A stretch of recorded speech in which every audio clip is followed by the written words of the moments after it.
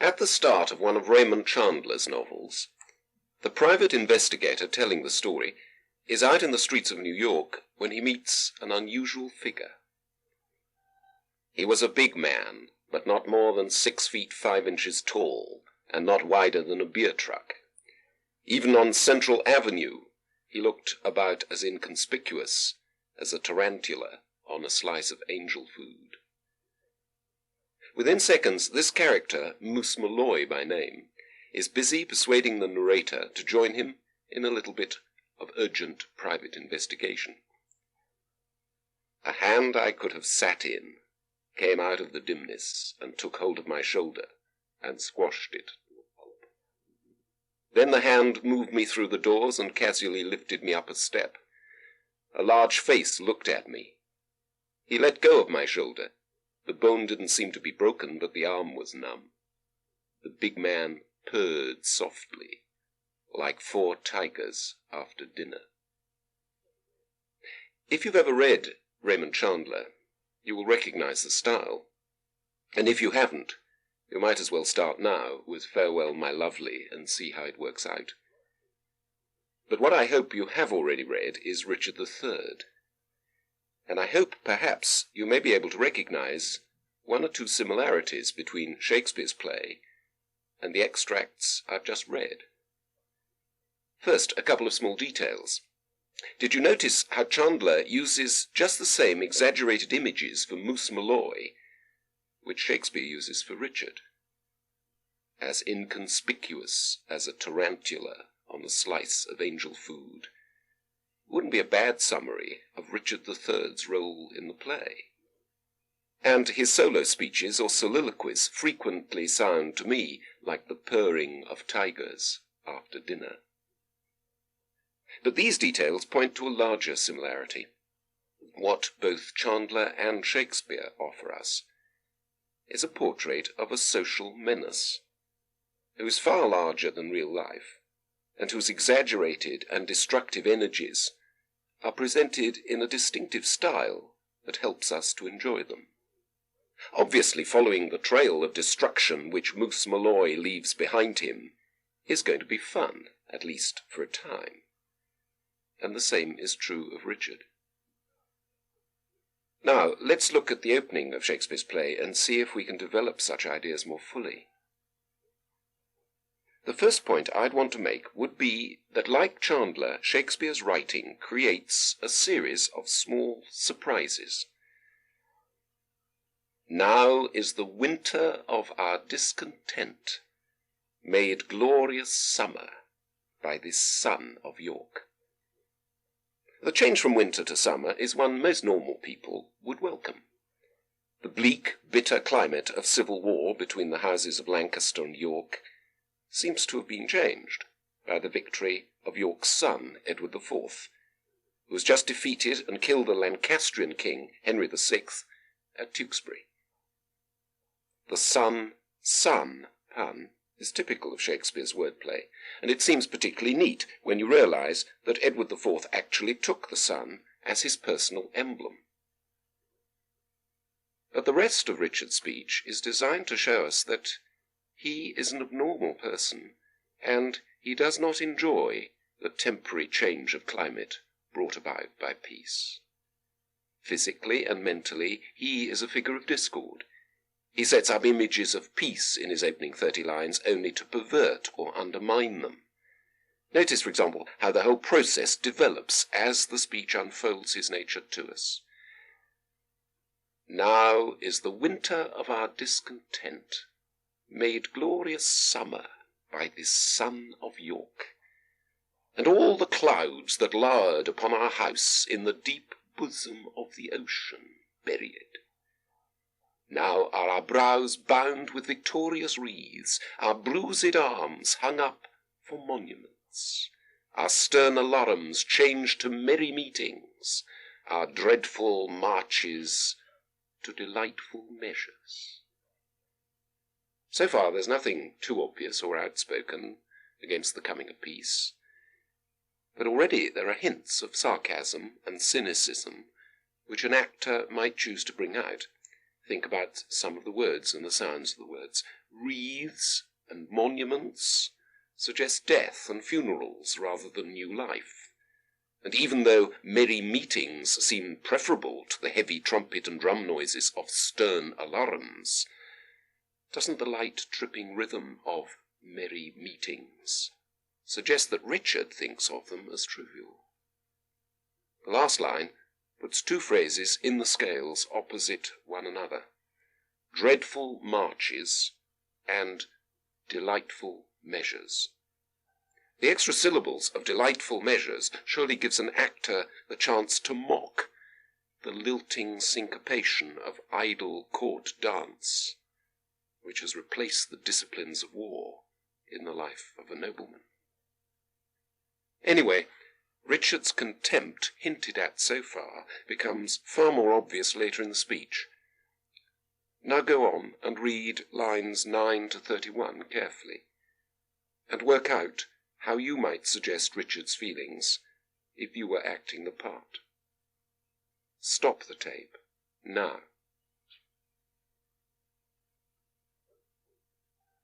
Among the points you noticed, I hope you picked out the description of how grim-faced war capers nimbly in a lady's chamber.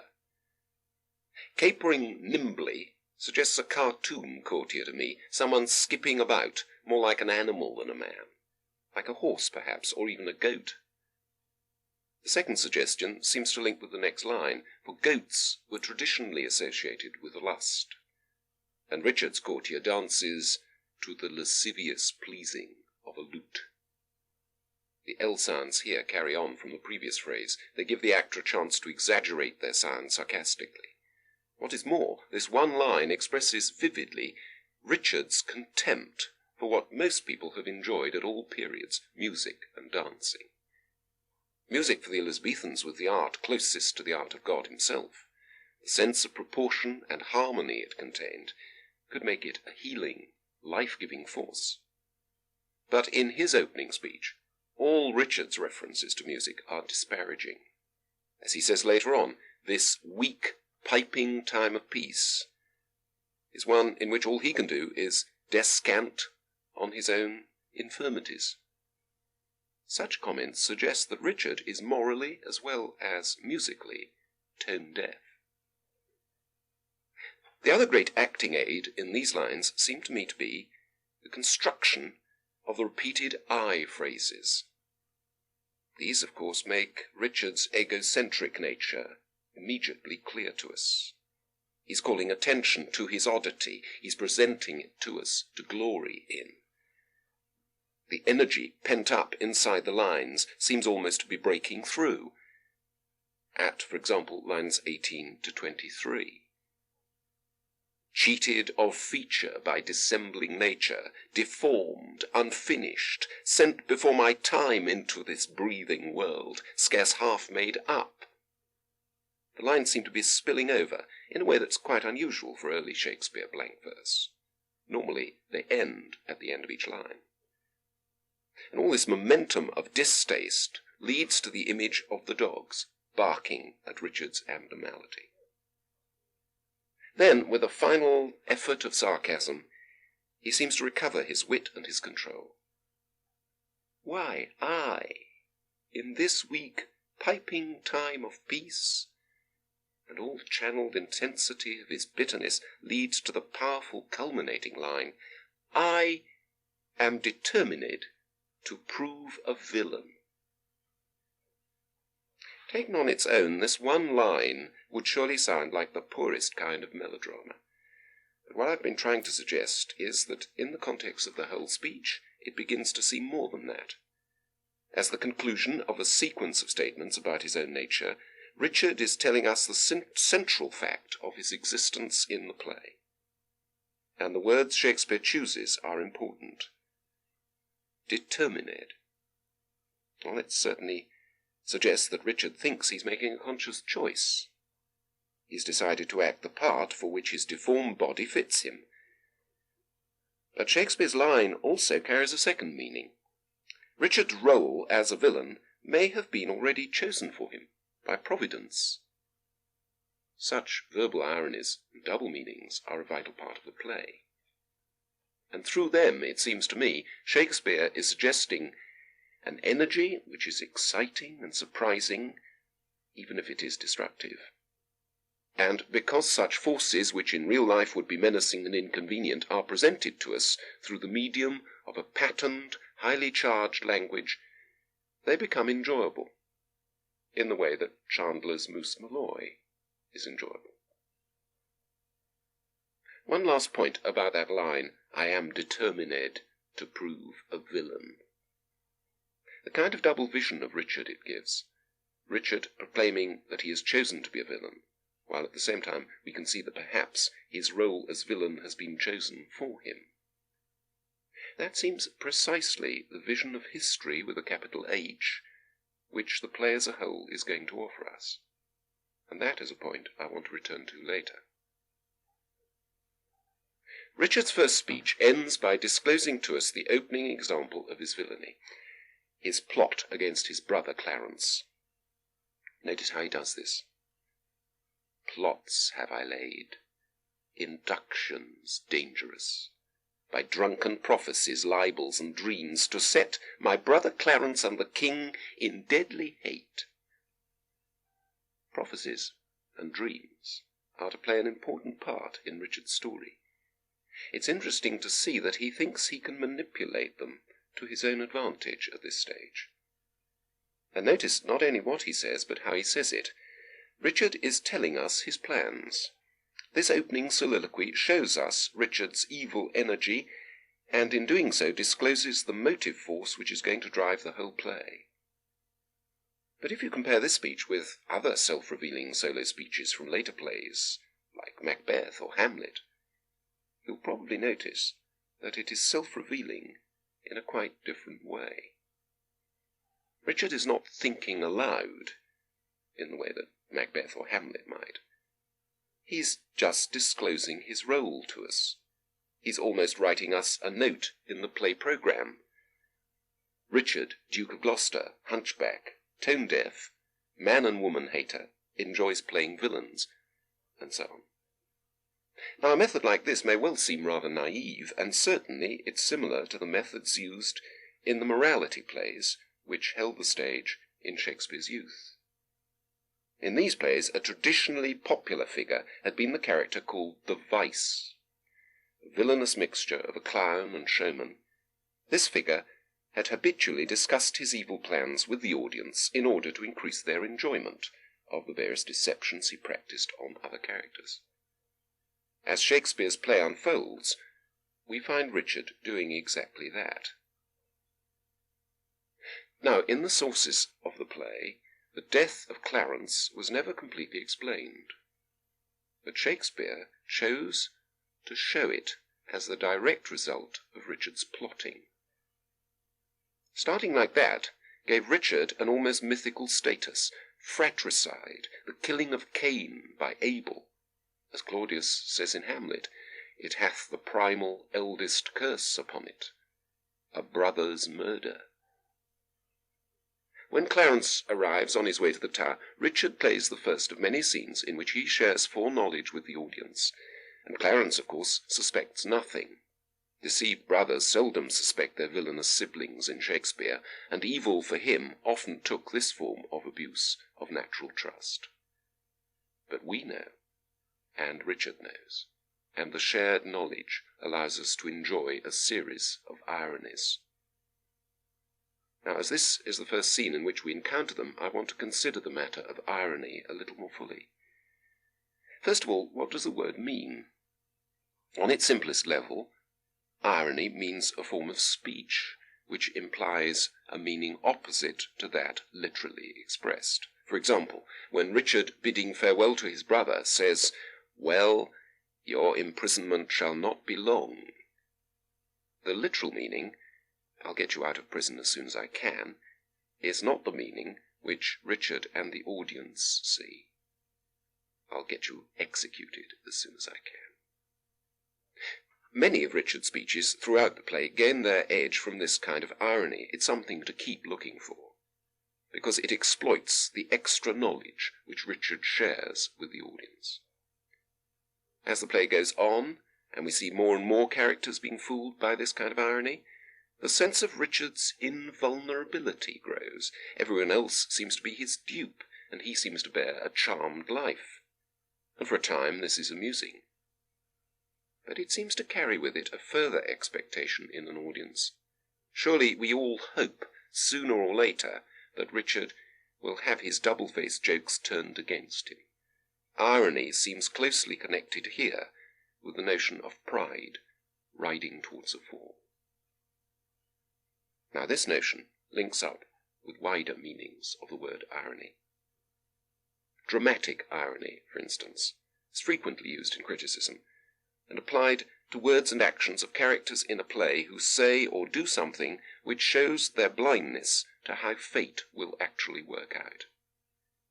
This device was used at its richest by the Greek dramatists like Sophocles, whose hero Oedipus, trying to avoid the prophecy that he will kill his father and marry his mother, flees from his country and so unwittingly falls directly into the very trap that he is trying to avoid. So for the Greeks, dramatic irony was an important ingredient in tragedy. At the time Shakespeare was writing Richard III, the early 1590s, the Elizabethans had not developed such a rich awareness of tragedy, but the ironies of this play surely must have suggested to Shakespeare one fruitful, dramatic area he might later explore. Now, let's return to the text of the play. One of the richest early scenes seems to me to be Act 1, Scene 2, the wooing of Lady Anne. Although it's only just over 260 lines long, it tells us a lot about Shakespeare's methods and skills as a dramatist at this early stage in his career. I hope you'll look at the scene again carefully before I discuss it. In particular, I'd like you to consider the following points. How is the language used? First, in the longer speeches, second, in the passages of quick dialogue. Notice any important uses of imagery, too. Then consider the part played by spectacle and stage actions in the scene. While you're reading with these ideas in mind, try to see how the scene is built up, how the various units of the scene fit together. And finally, what overall impressions are you left with of Richard and Anne? Quite simply, in what sense is this scene convincing? Those are the questions I shall try to consider in a moment. But first, I suggest you stop the tape now.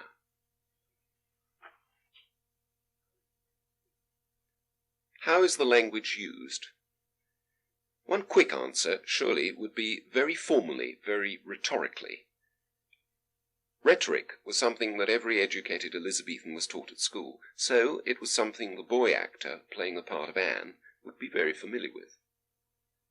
There were a large number of formal devices which a writer or speaker could use in order to present his ideas in a persuasive or attractive pattern. Even today, although we no longer learn formal rhetoric, we're all aware of some of these rhetorical patterns. For example, whenever an after-dinner speaker begins by saying that he is unaccustomed to public speaking, he's making use of an old rhetoric formula. And in any school debate, speakers are almost certain to indulge in asking rhetorical questions, the kind that are meant to create a strong effect rather than to be given an answer. Rhetoric also dealt with the arrangement of words in patterns, which echoed the sound and grammatical construction of previous statements, but perhaps contradicted their meaning. Look, for example, at lines 81 to 84 of this scene. Richard speaks first. Fairer than tongue can name thee, let me have some patient leisure to excuse myself. To which Anne replies, Fouler than heart can think thee, thou canst make no excuse current, but to hang thyself. The parallelism is obvious, and it helps to strengthen the effect of the sting in the tail of Anne's reply. I hope you can find other examples of this kind of patterned language in the scene and elsewhere, and I hope you can begin to enjoy it, because on a very simple level, a more or less musical level, patterns of this kind are enjoyable. They are the basic strokes also in the verbal tennis match which Richard and Anne play together in this scene. Look for a moment at the way language is used in some of the longer speeches. As soon as Anne enters, she's given very formal patterned language in a long speech. Set down your honourable load, if honour may be shrouded in a hearse, whilst I awhile obsequiously lament the untimely fall of virtuous Lancaster. Notice the repeated use of H's and L's leading up to that final family name, Lancaster.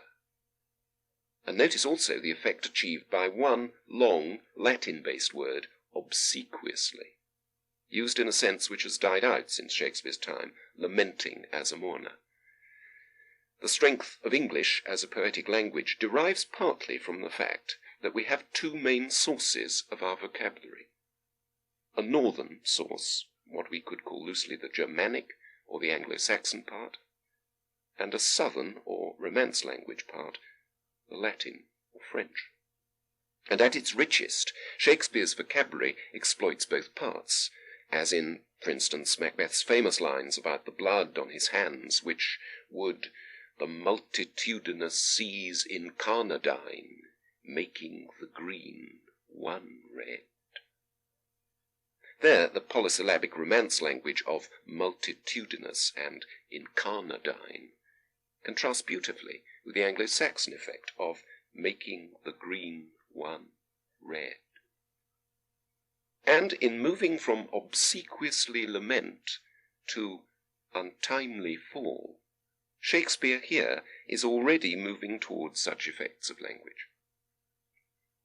Well, later in her speech, Anne is given a series of exclamations, rhetorical statements arranged in parallel.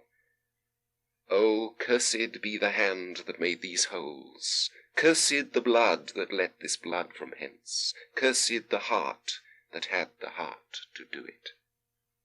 What helps this triplet to work is the very simple northern words which Shakespeare uses to fill the lines. The images they give us are very childlike, very direct. And this blend of simplicity with pattern seems enjoyable for its own sake, and I would suggest it is the basis of the language of this play. What the arrangement of Anne's first speech leads towards, however, is a darker irony. The formal build-up of her lament, turned into curse, gathers momentum from the simple images of distasteful creatures which she evokes. Wolves, spiders, toads, any creeping venomed thing that lives. And this momentum leads her to curse finally any wife Richard may ever have. The perfect ironic beginning to a scene in which Richard himself persuades Anne to accept that position of wife.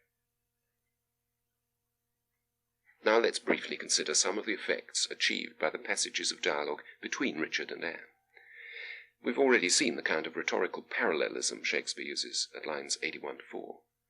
What was notable there was the fact that Anne seemed to be winning the exchange. Shakespeare allows her to do that several times in the early part of the scene. For example, when the exchange is run, Anne, no beast so fierce but knows some touch of pity. Richard, but I know none, and therefore am no beast, which seems rather a childish, feeble kind of answer, and one which plays directly into Anne's hands when she replies, "Oh, wonderful, when devils tell the truth." But scoring early points when you're playing a wily old champion like Richard doesn't necessarily ensure that you're going to win the match. One thing to notice here is that Richard's answer has helped convince Anne that even if he is a devil, he is actually telling the truth. That's an important preparation for his later success. This pattern of early points going to Anne is maintained for the whole of what we might call the first set, the first 100 or so lines of the scene, with Anne's aggression seemingly dictating the run of the play. Didst thou not kill the king? I grant ye, yea. Dost grant me, hedgehog? Then God grant me too, thou mayst be damned for that wicked deed. Anne's triumphant use of hedgehog has the same emblematic wit behind it as Richard's opening reference to the son of York. Richard of Gloucester's badge was a boar or hog. His hunchback is suggested in the image of the hedgehog, and the animal was the kind of shape a demi-devil or witch's familiar might take. But Anne's apparent triumph begins to be reversed in the very next exchange, when Richard picks up her line about the saintly King Henry VI. Oh, he was gentle, mild, and virtuous, and spins it neatly in the opposite direction. The better for the King of Heaven that hath him. And the following lines show us Richard manoeuvring Anne into a position where he can surprise her with the first shocking suggestion of the motive for his killings. Notice how, as in a tennis match, a rhythm of exchanges becomes regular for a time and then gets broken at a decisive point. Richard: let him thank me that holp to send him thither, for he was fitter for that place than earth. Anne: and thou unfit for any place but hell. Richard: yes, one place else, if you will hear me name it. Anne: some dungeon. Richard: your bed-chamber. Richard's pretense of sexual desire for Anne fits neatly into this breaking of the regular 5-beat-to-the-line rhythm, and her attempt to rebuff him with a complete line, ill rest betide the chamber where thou liest, is unable to check the command of exchange he is now establishing. So will it, madam, till I lie with you. Anne: I hope so. Richard: I know so. And by now Richard is obviously dictating the pace at which the game is going to be played. But, gentle Lady Anne, to leave this keen encounter of our wits, and fall something into a slower method. The pace of the match has changed, if you like. We've started the second set. I think I've pushed this tennis comparison far enough, but I used it because that seemed to me the kind of enjoyment Shakespeare offers us here, and in much of Richard III as a whole.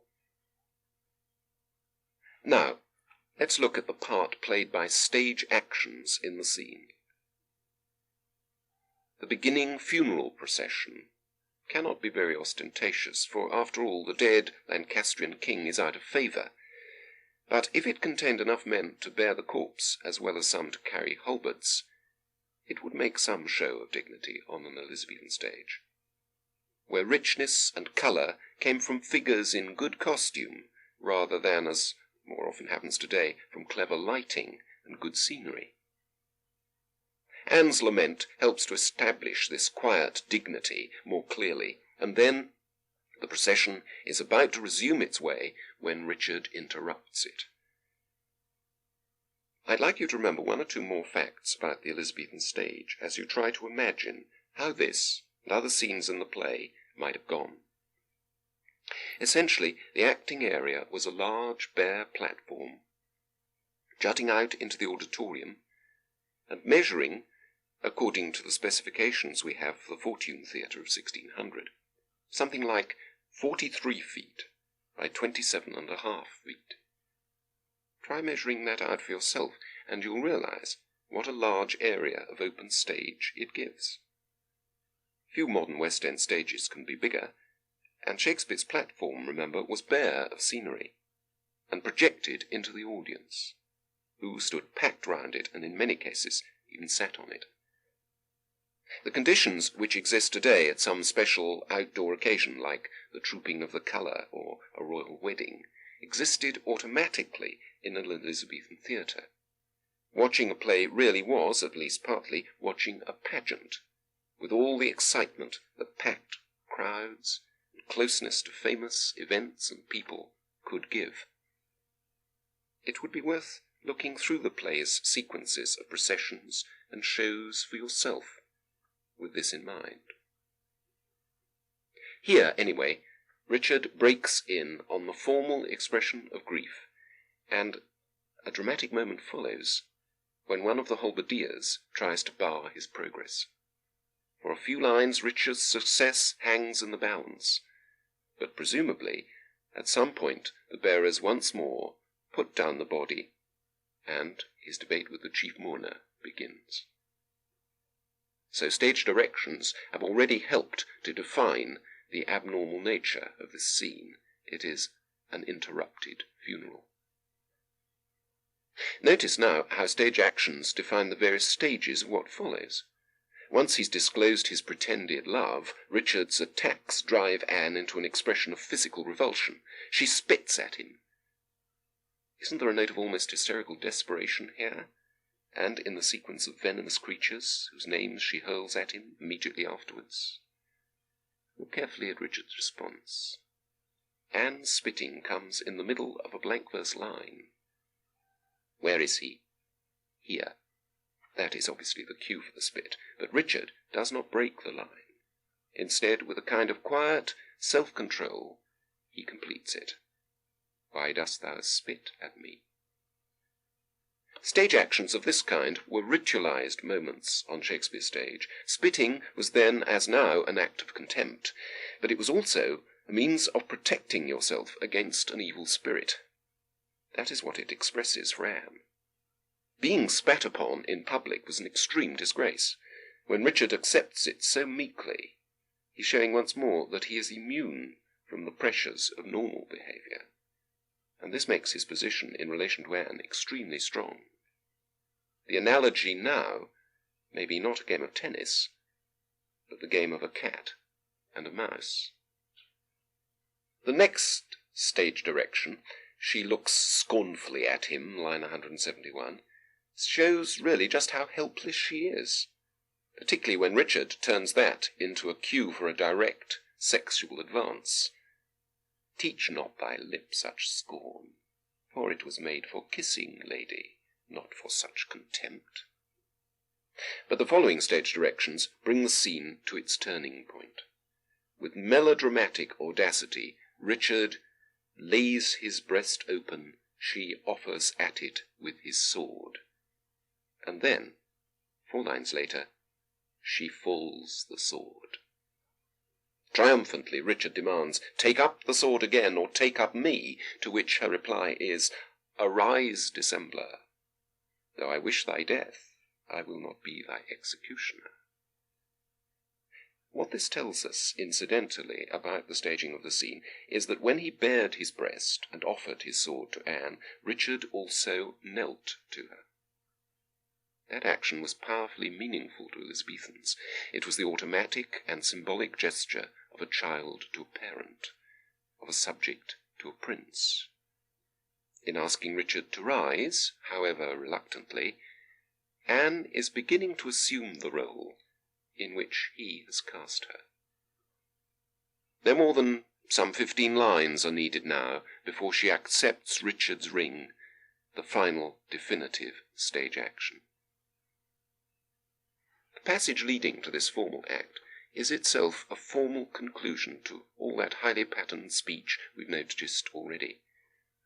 Anne and Richard question and answer each other in a sequence of half-lines, a technique which the classical dramatists had used to heighten tension, which they had called sticomythia. The name is Greek, but almost certainly Shakespeare was imitating the Latin dramatist Seneca at this point. The effect is not unlike that of 2 opera singers building the music together to the climax of a duet. It warns us against taking anything in this scene, or in this play perhaps, too realistically. People in real life simply don't answer one another in half-lines of blank verse, any more than they burst into song and sing love duets. And this leads to the final question I asked you about the scene. In what sense is it convincing? A modern actress might have difficulty making Anne's role in this scene realistically convincing. But if she looked closely for psychological hints, she probably could find a few. For instance, Anne's violent, almost hysterical revulsion might suggest a fascination with Richard, and with the unscrupulous kind of success that he is achieving. As a member of a politically ambitious family, whose prospects had been blighted by the Civil War, the Lady Anne might not be totally opposed to the suggestion that she could regain power in the only way open to her, through marriage, and marriage with the most successful man in England. And of course Richard's flattery that the murders he's committed were all for her sake. Well, she may not believe it, but it gives her a good excuse for condemning the murders utterly, and yet at the same time making the best of a bad job. All this is perhaps just about plausible, and as we've seen, the dialogue gives Anne plenty of chance for expressing her changes of mood in moments of light and shade. Her final speech, for example, shows a woman who is inwardly surrendered, and yet is still keeping up the outward and social graces of resistance. "'Tis more than you deserve. But since you teach me how to flatter you, imagine I have said farewell already." However, one crucial point about this scene seems to me to be that Shakespeare designed it to be played not by a modern actress, but by an Elizabethan boy actor. Immediately an element of stage symbolism rather than realism is introduced. And in the early 1590s, the range of the boy actors may have been quite limited. None of the women's parts in Shakespeare's great predecessor, Christopher Marlowe, require psychological subtlety in performance, and it was some years before Shakespeare demanded anything of that kind in his own work. The boy apprentices of his company had not yet been trained to present the infinite variety of a Cleopatra, nor even the changing nature of a Rosalind. What they had certainly been trained in was rhetoric. The formal classical patterns of speech that we've talked about would have come easily to them, and they'd have had no problem acting the kind of wit game Anne has with Richard. Presumably that would have been enough for an Elizabethan audience. Should it satisfy us too? I think it should, provided we see the human implications behind all the artificial parts that Anne and the other women in the play perform, and provided we consider how these relate to Richard and help build up the view of life that Shakespeare is offering in the play as a whole. To begin thinking about this, I'd like you to consider now the speech with which Richard closes Act 1, Scene 2. Consider what it tells us, in particular, about his attitude to women. Then read on into Act 1, Scene 3, and consider any ways in which that scene takes the idea of women further. Stop the tape now. At the end of Act 1, Scene 2, as soon as Anne and the funeral procession have left the stage, Richard bursts triumphantly into another direct address to the audience. Was ever woman in this humour wooed? Was ever woman in this humour won? Absolute triumph, expressed rhetorically. And then, I'll have her, but I will not keep her long. The lines which follow merely elaborate what is already obvious. What this early part of the speech seems to be saying to an audience is, look, something abnormal, something outrageous is happening. The grief of a loving wife and the funeral of a father-in-law have been violated.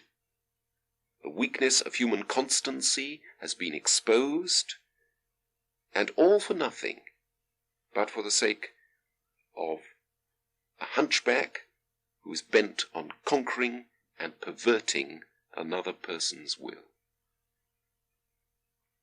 The speech seems to have taken us to the heart of Richard and the role women have to perform in this play. Because essentially they are merely possessions, they are merely tracts of territory to be taken over by men.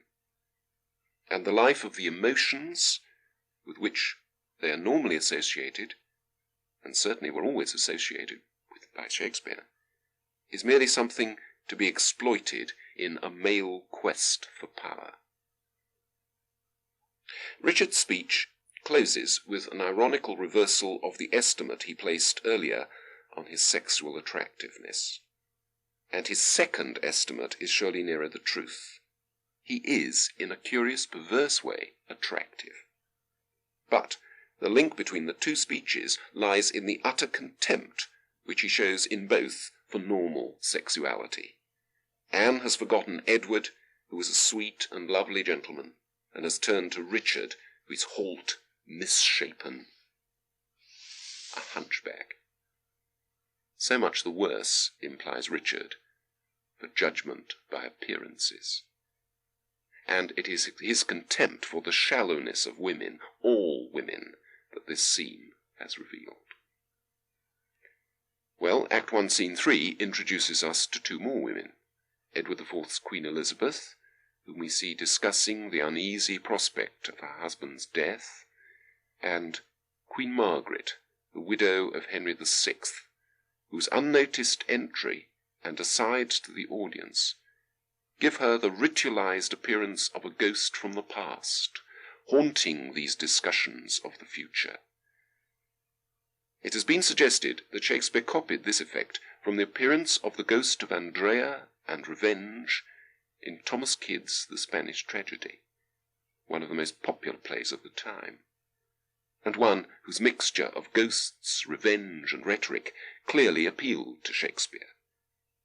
And there seems no doubt that Queen Margaret, whom the original stage directions describe as old Queen Margaret, has a strongly symbolic role to play in Richard III. Hovering unnoticed for some 50 lines, like the spirit of past history, Margaret establishes direct contact with the audience immediately, much as Richard had done. Then, once she has disclosed her presence, she is attacked by the other characters, for she is the only Lancastrian present. And in reply, she launches into a series of curses and warnings, which the action of the play is later going to fulfill. Here again we see a ritualized presentation of a woman, this time a victim of fate in the past, but one who can predict fate in the future. Richard, of course, rejects her as contemptuously as he rejected the idea of Anne. "Have done thy charm, thou hateful, withered hag," he says, but the term he uses hints precisely at her significance. She is a royal witch, an almost supernatural figure, whom Richard's contempt is never going to be able to exercise. And as such, she suggests the workings of a fate or destiny larger than any individual members of the play. So, if Anne, and to some extent Elizabeth, represent the shallowness and the blindness of women, Margaret represents a force large enough to stand opposite Richard's ruthless masculinity, confident that it can ultimately defeat him. As so often in Shakespeare, women are presented as both weaker than men and stronger.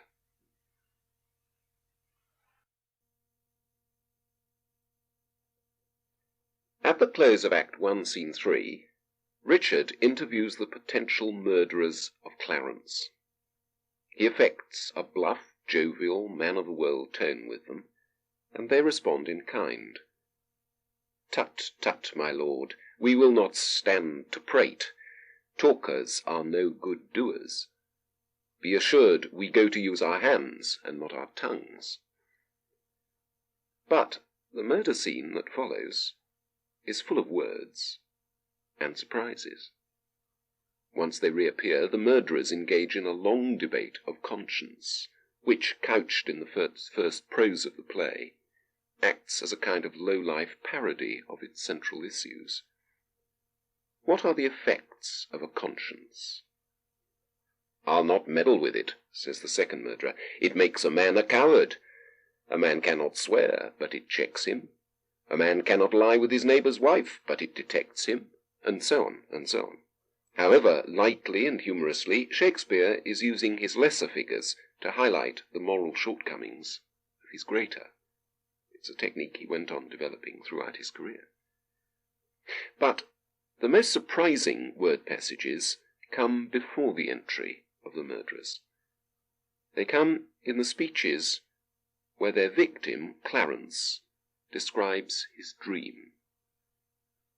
These rich pieces of verbal scene painting seem like the moments in a concerto, when the soloist displays his dexterity in a cadenza while the rest of the orchestra wait in silence. Yet there is at least one notable difference from the concerto cadenza, for Clarence, after all, is not the expected soloist. Richard has established himself as that, and Clarence, like every other figure in the play really, is a voice, hardly to be seen as a character at all. Why then does Shakespeare give him such moving nightmare words as these?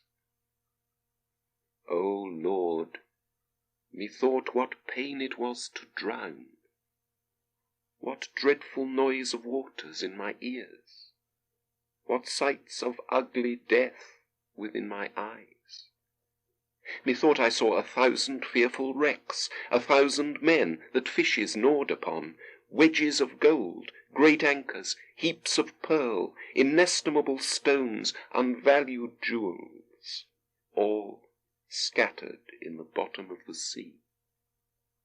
Some lay in dead men's skulls, and in the holes where eyes did habit there were crept, as 'twere in scorn of eyes, reflected gems, that wooed the slimy bottom of the deep, and mocked the dead bones that lay scattered by.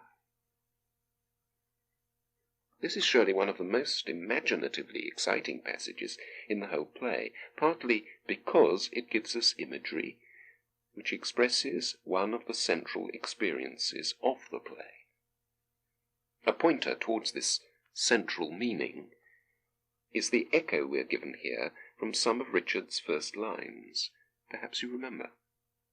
And all the clouds that lowered upon our house in the deep bosom of the ocean buried.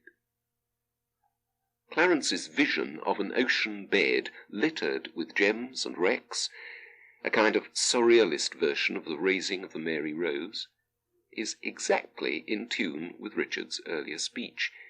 It is as though what Clarence sees in his dream is the wreckage of history, and more specifically the wreckage of English history caused by the civil wars, the very thing that Richard was discussing in his first speech. As one good modern critic, Nicholas Brooke, has pointed out in his book Shakespeare's Early Tragedies, these images of an ocean bed were going to haunt Shakespeare right through his life until his late play The Tempest, where they finally appeared in the song, "Full fathom 5 thy father lies, of his bones are coral made, those are pearls that were his eyes, nothing of him that doth fade, but doth suffer a sea change into something rich and strange." Such images of beauty and death, the ocean bed, and the washing of the tides, are caught up in the notion of sea change, something immediately relevant to the maritime Elizabethans. Perhaps for us, a time warp or some other image of space travel might be the equivalent. For Clarence's dream is a reflection of what is happening in the main action of the play. First, he himself is caught in a process which is literally about to drown him. He's going to be drowned, if you remember, in a butt of Malmsey wine. But more than that, his words fit with Margaret's previous words of prophecy into a haunting pattern which is only completed by the ghosts who visit Richard and Richmond on the night before Bosworth battle. As he goes on, it becomes clear that Clarence's dream is an expression of conscience, that potent consciousness which the second murderer would rather ignore, and which Richard has seemed totally to reject. "Awaked you not in this sore agony?" asks the keeper. "No, no," replies Clarence. "My dream was lengthened after life." As a man nears his death, what we would call his subconscious haunts him with the wrongs he has committed. The ghosts of Warwick and Prince Edward come to Clarence in his sleep, as the ghosts are to come to Richard himself in Act 5. Far from being irrelevant, this cadenza passage is based on themes central to the play as a whole: the process of cause and effect, act and consequence, which is Shakespeare's vision of history. We've looked now in some detail at Act 1, and in doing so I hope we've discovered something of the feel and texture of the play which you can apply in your own reading to the succeeding acts. Such details as I've discussed seem to chime and echo with many later details to give that particular kind of richness of pattern that Richard III has. Think, for instance, of how dreaming and troubled sleep recur after Clarence's speeches. In Act 3, Scene 4, just to take one example, Hastings begins to regret his blindness in ignoring dreams and omens. "Woe, woe for England," he says, "not a whit for me, for I, too fond, might have prevented this. Stanley did dream the boar did raise his helm, but I disdained it, and did scorn to fly." Long before Freud and modern psychology, Shakespeare was aware how warnings from instincts and repressed knowledge come to the surface of our consciousness, particularly in sleep. In Richard III, England's curse is that it has become a place where people have bad dreams. And through a natural process which even he cannot avoid, by the end of the play such dreams have centred on Richard. As Anne, now his wife, discloses in Act 4, Scene 1, "Never yet 1 hour in his bed did I enjoy the golden dew of sleep, but with his timorous dreams was still awaked."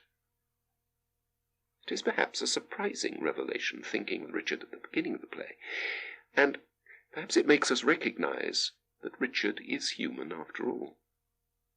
The full recognition of what it means, though, comes on the night of All Souls, the time when the souls of the unhappy dead were most likely to return, the eve of the Battle of Bosworth in Act 5. At least, that seems to me to be the suggestion Shakespeare wants us to take from Buckingham's reference to All Souls' Day in Act 5, Scene 1. Historically, of course, the Battle of Bosworth took place in August, rather than in November. I'd like you now to reread Act 5, quickly, as a whole, before I discuss it. Incidentally, it often seems to me a good way of refreshing your ideas about any Shakespeare play to read the last act. Plays are so well constructed that usually most of the main strands become easy to recognize that way. As you read, consider the significance of the ghosts. Consider the conflicting elements in the makeup of Richard. In particular, do you see him now as a tragic figure? And finally, how successful, do you think, is the portrait of Richmond? Perhaps you'd like to stop the tape and reread Act 5 now. First of all, I hope you saw how the opening scene of Act 5 helps prepare the way for the rest.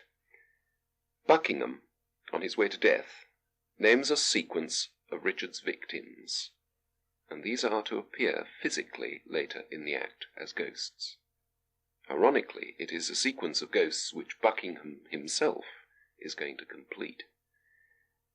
The scene, as I've already suggested, evokes All Souls' Night for us, the time traditionally associated with the return of troubled spirits, also associated with the Day of Judgment. Buckingham closes the scene with a rhymed couplet. The play has few of these, and its effect of accepting fate leads quite neatly into the Bosworth section. Come, lead me, officers, to the block of shame. Wrong hath but wrong, and blame the due of blame. Evil deeds bring only evil consequences and dishonour. It is with this ringing moral affirmative that we enter the last movement of the play, and it is slightly surprising if you think back through the action so far. But Henry Richmond's army enter with their Tudor colours on the queue. Things are changing. The pace here is swift. One central emblem rings out from Richmond's speech. The wretched, bloody, and usurping boar that spoiled your summer fields and fruitful vines swills your warm blood like wash, and makes his trough in your embowelled bosoms. This foul swine is now even in the centre of this isle.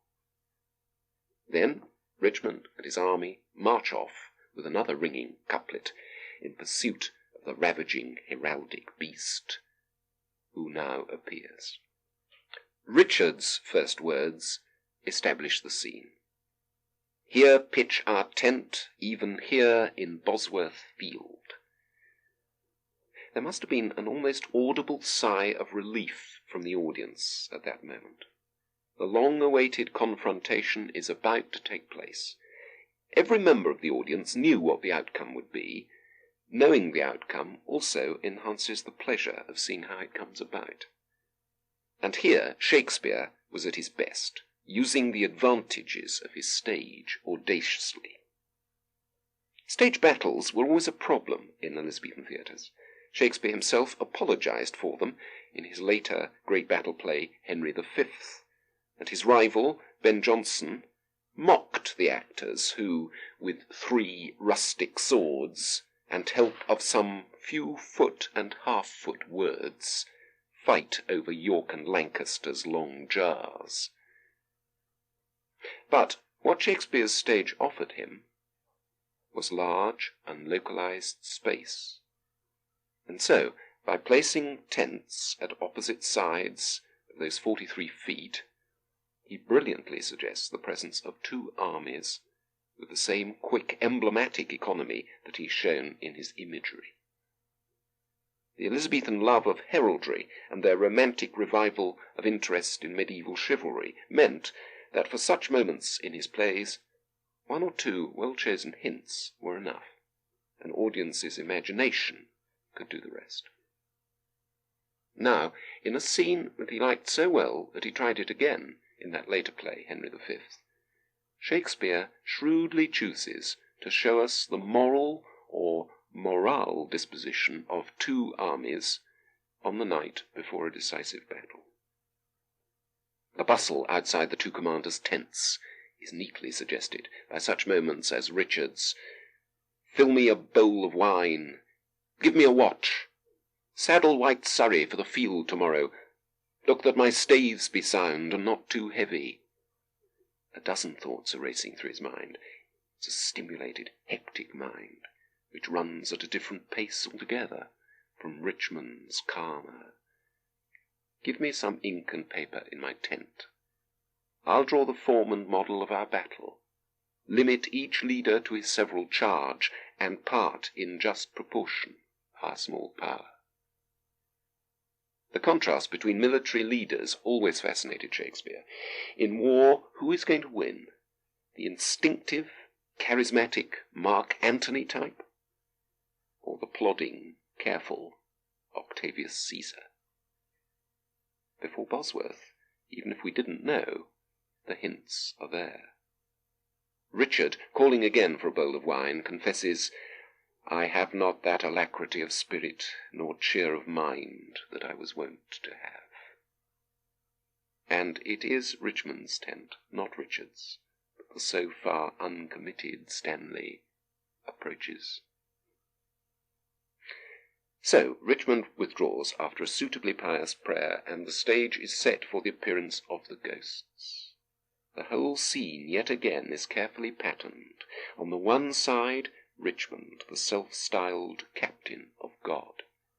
On the other, Richard, the ruthless killer, who has acted as God's scourge for the sins of the English nobility. Over the main area of the stage, a procession of ghosts, whom we can imagine, if we like, to be conjured up in the minds of the two sleepers. Their words are ritualized, repetitive. Like Clarence's dream, but more obviously, they seem to be recalling a past history which is reaching its final resolution on Bosworth Field. Dramatically, their shrouded forms probably echoed visually the women folk in Act 4, whose words they echo verbally. This is really one of the simplest theatrical effects of the whole play, and surely one of the strongest, recalling as it does the pageant-like processions in some of Christopher Marlowe's plays. The proof that it worked lies in the fact that Shakespeare went on using it as a formula in his mature plays. Think, for instance, of the procession of apparitions and kings in Act 4 of Macbeth. Macbeth. The name is like a bell, tolling us back to the central question about this last act of Richard III. How far in these final scenes does Richard achieve the stature of a tragic hero? This isn't an easy question to answer, and it seems to be made more difficult by the uncertainty with which people use the word tragic. Notoriously, in modern everyday usage, it can mean all kinds of things. Fatal accidents are tragic, but even sporting failures can be described journalistically as tragic. At some periods in human history, the notion of tragedy and tragic greatness have been much more carefully defined. For the Greek Aristotle, a tragic hero was a man neither thoroughly good nor thoroughly bad, whose sufferings could arouse in us pity and a kind of fear, because he seemed on a slightly higher plane to be our representative. But, unfortunately or otherwise, Shakespeare had not read his Aristotle, and the Elizabethans, at the time he wrote Richard III, were almost as vague as we are in their use of the terms tragic and tragedy. In its first printing, in quarto, Richard III appeared as a tragedy, but this need have meant no more than that it dealt with the rise and fall of a king. So the only sensible measure we can apply seems to me to be that given by Shakespeare's later unambiguous tragedies, Hamlet, Macbeth, Lear, and so on. And of these, Macbeth bears a striking relevance to Richard III. At various points in that later play, Macbeth himself shows an acute awareness of the consequences of his immoral actions in killing a king and entering upon a series of murders to secure the throne of Scotland for himself. This awareness, even in the midst of moral depravity, seems an essential part of a tragic hero. To see someone caught in a trap and aware of what that means is likely to be moving to most audiences, whether or not they feel that, on the whole, he deserves what's coming to him. That certainly seems to me to be true for Macbeth. Is it true for Richard in Act 5? Look for a moment at the speech he's given when he wakes after seeing the ghosts. "Give me another horse. Bind up my wounds. Have mercy, Jesu. Soft, I did but dream." So far, we've been brought as close as possible to a troubled mind coming out of sleep, and "have mercy, Jesu" comes strangely from Richard's lips. His conscience, apparently, is still alive. But, characteristically, in his next line, he tries to dismiss it. "O coward conscience, how dost thou afflict me?" Nonetheless, there is an immediacy about all this that seems to convey a kind of honesty, and what follows is a recognition of how this mind has been trapped in its own egotism. What do I fear? Myself? There's none else by. Richard loves Richard. That is, I am I. What's exciting, above all, here, seems to be that, in some sense, we're being shown a mind wrestling with the truth. I am a villain. Yet I lie, I am not. Fool, of thyself speak well. Fool, do not flatter. Being caught in the trap, and knowing what it means, is surely suggested by his later cry, I shall despair. There is no creature loves me, and if I die, no soul will pity me. He knows that he is alone. He knows that his dreams have prophetic meaning. Back at the close of Act 1, Scene 2, he triumphantly proclaimed, Shine out, fair sun, till I have bought a glass, that I may see my shadow as I pass. But now, as Ratcliffe comes to greet him in the moment before dawn, the shadows have a deeper significance. By the Apostle Paul, shadows tonight have struck more terror to the soul of Richard than can the substance of 10,000 soldiers. Certainly Shakespeare has discovered the ingredients of tragedy here, and he already knows how to wring reactions from his audience. And yet I'm left a little uneasy about this reading, for within 2 lines of my last quotation, Richard is back at his role-playing. Under our tents I'll play the eavesdropper, to hear if any mean to shrink from me. We're back in the relatively simple tones of his opening speeches of the play, back with the Richard who just discloses his role to us like a vice, rather than with the mind which carries us along with it as we experience its suffering. Shakespeare has done enough with Richard to win from us some sympathy for him, but he draws away from the possibility of full tragedy, because at this moment, and in this play, it simply does not suit his scheme. There's something essentially ludicrous about a potential tragic hero skulking about behind tents, trying to eavesdrop on his own troops. This may be, as one commentator suggested, Richard's supreme degradation, but it certainly isn't tragic. So instead of growing into a full tragic figure, Richard has been allowed to fall back into the part of the vice. The play once more has become a dramatic scheme for one vice and supporting voices. What that scheme really was can be easily recognized if we compare the part of Richmond with that of Richard. The Tudor chroniclers, on whom Shakespeare depended for his materials, had already vilified Richard and elevated Richmond, for Richmond, after all, was Elizabeth I's own grandfather. But in the speeches he gives him before the battle, Shakespeare goes even further.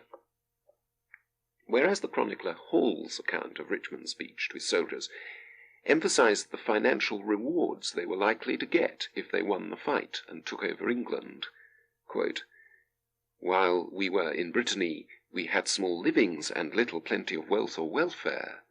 Now is the time come to get abundance of riches and copy of profit, which is the reward of your service and merit of your pain. Shakespeare's Richmond concentrates on other themes, the unity of his loving countrymen under God's and our good cause, and merely mentions in passing that your country's fat shall pay your pains the higher. The problem of justifying a subject taking arms against a sovereign had to be solved by this kind of idealizing of Richmond as God's captain fighting against God's enemy. In contrast, Richard's speech to his men is crudely materialistic. Their opponents, he claims, are outcasts and foreigners, a sort of vagabonds, rascals and runaways, a scum of Bretons and base lackey peasants. And he goes on to play upon the fears which all racialists exploit. Shall these enjoy our lands, lie with our wives, ravish our daughters? The speech has Richard's usual energy. Now day has returned, he seems a man again, but it has the energy of spite. And when he calls upon St. George, it is to ask to be inspired with the spirit of St. George's adversary. inspire us with the spleen of fiery dragons. Once the battle is joined, Richard becomes the cornered boar, an emblematic figure whose final battle cry passed early into the common consciousness of English folk. Richard Corbett, a friend of Ben Jonson, visited the site of the Battle of Bosworth early in the 17th century, and wrote a verse account, which describes the local innkeeper and his stories of the battle. Mine host was full of ale and history, besides what of his knowledge he can say, he had authentic notice from the play. For when he would have said, King Richard died and called a horse, he Burbage cried. This celebrated cry of Burbage, the first actor of Richard, a horse, my kingdom for a horse, is one of the last ironies of the play. The imagery of animals which have been associated with Richard are finally reduced to this, and his political ambitions have shrunk to a desperate cry for self-preservation. The moment resembles the last seconds of Marlowe's nearly contemporary damned hero, Dr. Faustus, being hauled off by the devils into hell. That comparison is relevant. Both plays end with the clear-cut, simple opposites of a morality. Indeed, traditionally in such plays, the right and left sides of the stage were associated with good and bad characters, respectively. There need be no prizes for guessing on which sides Richmond and Richard are likely to have pitched their tents. Richmond's final appearance offers us a comparison with Macbeth once more, where, once the tyrant is dead, Malcolm proclaimed the return of right government to Scotland. There are strong similarities between the pious words of these two successful men, and we may be tempted in each case to look beneath the surface and recognize the tones of self-interest and self-satisfaction. But one contrast strikes me. When Richmond announces Richard's death in the words, "The day is ours, the bloody dog is dead," surely no one is going to question the rightness of his phrase. Richard, fascinating, energetic role-player that he was, nevertheless can be summed up as a bloody animal. Many speakers have been doing that throughout the play. But Malcolm's equally dismissive phrase about Macbeth, "this dead butcher," leaves me uneasy. Surely we've seen so much more of Macbeth than that, and this feeling of unease shows that we are in the presence of tragedy. So, finally, if Shakespeare's Richard III does not offer us what in his own later terms could be called tragedy, what is it that the scheme of this highly patterned play presents? Is there a moral pattern that emerges? You might like to consider your answer to this before listening to the last section of this tape. If so, please stop the tape now.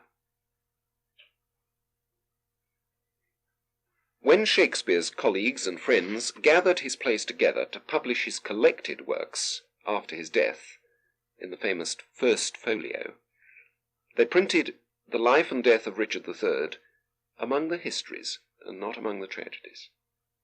It may seem an obvious distinction, but it's an important one. For much of the particular power this play projects even today, and certainly the qualities which helped to make it an immediate success in Shakespeare's time, cannot be easily separated from the developing Tudor ideas about history. More than that, this very play helped to establish the idea of such a thing as a history play in the Elizabethan mind. By the 1590s, the interest in the causes and consequences of historic events, which had begun to flourish in Renaissance Italy a century earlier, had reached Elizabethan England and captured the imagination of the sophisticated. The 1590s became the great decade of historical drama in the English theatre, and it was Shakespeare, above all others, who helped to make it so. Of the 10 plays classified as histories in his folio, 9 were written in the 1590s, and apart from King John, these form 2 great sequences of 4 plays each, often called, in modern criticism, the 2 tetralogies. Richard III forms the close of the first tetralogy that Shakespeare wrote. It acts as a kind of summing up of events depicted in the earlier 3 plays of Henry VI. Now, knowledge of these earlier 3 plays may of course be useful in reading Richard III, but fortunately it does not seem to me to be essential. The introduction of any good edition of the play, for instance Richard Adams' introduction to the Macmillan edition, should give you a very adequate background here. But if you want to see how Shakespeare's mind was using history as he came to the close of the Henry VI plays, I'd suggest you just look at Act 2, Scene 5 of Henry VI, Part 3. This is a very self-contained, neat little scene. A battle in the Civil War is raging, and the unwarlike King Henry has been banished from it by his much more warlike wife, Queen Margaret, the same woman who haunts Richard III. So, King Henry sits on a molehill, proverbially the emblem of lowliness, and he laments his loss of an innocent pastoral life. O God, methink it were a happy life to be no better than a homely swain, to sit upon a hill as I do now, to carve out dials quaintly point by point, thereby to see the minutes how they run, and so on. After this highly patterned speech, the stage direction reads, Alarum, enter a son that hath killed his father with the dead body. Proceeding to rifle the body, the son discovers with horror whom he has killed, and speaks a formal lament, whereupon enter a father that hath killed his son with the body in his arms. He likewise discovers his victim's identity and laments. Finally, the 3 characters speak a 3-part lament, which would remind a modern audience of an operatic trio. What the scene shows us plainly is the degree to which both Shakespeare and his audience were happy to see history in terms of formal patterns. The whole scene is an emblem of the horror of civil war, with a weak king at the centre and inter-family slaughter going on around him. We've already seen moments in Richard III which are as emblematic. What I want to suggest is that the broad sweep of Richard III as a whole aims to reproduce that sense of historical patterns on a large scale, in a mingling of rich, detailed texture with clear, simple outlines, which seems to me the dramatic equivalent of tapestry work. For the idea of history, which seems to have been emerging in Shakespeare's time, was one that sought to demonstrate the logic and pattern of God's control of human affairs, while at the same time giving due place to the newer man-centered views of Machiavelli and other Renaissance political thinkers. Man surely had a positive role to play, an independent role in the workings of Providence. But man's reason may be puzzled by many difficult questions. For example, if a king is weak, like Henry VI, or wicked, like Richard III, what should a right-minded, law-abiding subject do?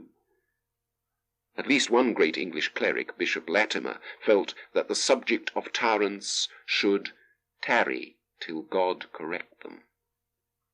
And yet, in the workings of history, was it not possible to see, in the overthrow of tyrants, at least sometimes, the hand of God? In an age which loved strong patterns both of art and social hierarchy, it is easy to understand the appeal a play like Richard III must have had. For, ultimately, what this play suggests is that history does move in cycles. The play opens with Richard describing the end of civil strife in a kind of false dawn. It ends with Richmond proclaiming the true peace which that foreshadowed. From his birth, Richard's crooked shape and inner nature have made him an emblem of the disorder of his country. The sheer abnormality of his nature suggests that England's ills are in him gathering to a head. and ritualized moments of prophecy and lament drive this point home to us in such scenes as Act 1, Scene 3, Act 2, Scene 2, Act 4, Scene 1, and the first part of Act 4, Scene 4. One powerful dramatic effect the play creates stems from the fact that Richard himself defies such prophecies, which the other characters, however good or bad, all accept. But as the play moves on, even Richard begins to lose his confidence. Some development in his character occurs, and it would be helpful to try and trace it for yourself in detail. Notice, for instance, that it is in the scene immediately after his coronation, Act 4, Scene 2, that Richard first accepts the notion of his own sin, in words which strangely anticipate Macbeth. But I am so far in blood, that sin will pluck on sin. Consider in detail the similarities and contrasts between Richard's first wooing scene, Act 1, Scene 2, and the second with Queen Elizabeth from line 200 of Act 4, Scene 4. I think you'll find history is almost repeating itself, but not quite. The pattern, as well as Richard, is changing. Within so formally patterned a drama, where the speeches follow rhetorical formulae, where the characters can be arranged in formal ranks, where the scenes echo one another, and fall easily into light and shade, quick action, and slow-moving reflection, and where the central theme seems to be the inexorable working out of fate, it is important for there to be one figure who moves and changes with his own inner energy, diabolic though that may be. The resolution of the play from Act 4 shows us this central figure reluctantly but inevitably recognizing the truth of the orthodoxies about fate and destiny, which the others have from the first been uttering.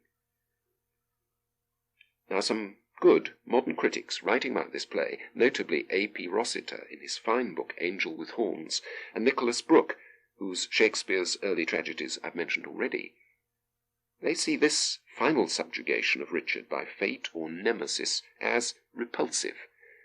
As 20th century intellectuals, they object to the theology behind it. But I'm not sure the Elizabethans would have agreed with them. For all their humanistic delight in the individual, they must surely have seen Richard as both an individual menace and as the unwitting scourge employed by God to cleanse the corrupt England of the Wars of the Roses. All those who complain of fate and of Richard in this play have been themselves in some measure culpable in the past, none more so than Richard's terrible adversary, the old Queen Margaret. Ironically, in view of his rejection of orthodox warnings and portents, Richard's role is to act like a cancer, eating out and thus cleansing the organism of which it is a part. It is a terrible metaphor, but Elizabethan Christians like Richard Hooker would have had no difficulty accepting such a view of destiny. For, as Hooker wrote of Judas, God turned to good that which was never by himself intended nor desired. It is not therefore said of Judas simply, it had been good he had never been, but it had been good for that man if he had never been. The same might be said of Richard, and it was in such areas, as I've tried to suggest, that Shakespeare was to discover the springs of tragedy. The problems we've been discussing here move on to Macbeth, certainly, but they also perhaps find their richest expression in Hamlet. However, such achievements lay far ahead when, as a relatively young dramatist, Shakespeare wrote Richard III, and it is as a young play, full of confidence, energy, and cleverly wrought design, I hope we can see it. Already Shakespeare had learnt to master his materials, to play with an audience's interest and sympathy. Already he was capable of creating a star part whose fascination has captured actors and audiences from that day to this. Garrick, Kean, Irving, all relish the part, and there are some splendid descriptions of them in action. Unfortunately, we can still see on film what Sir Laurence Olivier made of it. But before them all came Richard Burbage, the actor for whom Shakespeare was to write all his leading roles, and his lifelong friend, to whom on his death Shakespeare left 26 shillings 8 pence to buy a ring. As an emblem of Shakespeare's confident, youthful mastery, a testimony to Richard III's impact upon Elizabethan audiences, and a reminder that we mustn't take any of that too seriously, let me end with a story the London barrister John Manningham heard one day in the Inns of Court, and wrote down in his diary. Upon a time when Burbage played Richard III, there was a citizen grew so far in liking with him, that before she went from the play, she appointed him to come that night unto her by the name of Richard III. Shakespeare, overhearing their conclusion, went before, was entertained, and at his game ere Burbage came. Then message being brought that Richard III was at the door, Shakespeare caused return to be made, that William the Conqueror was before Richard III.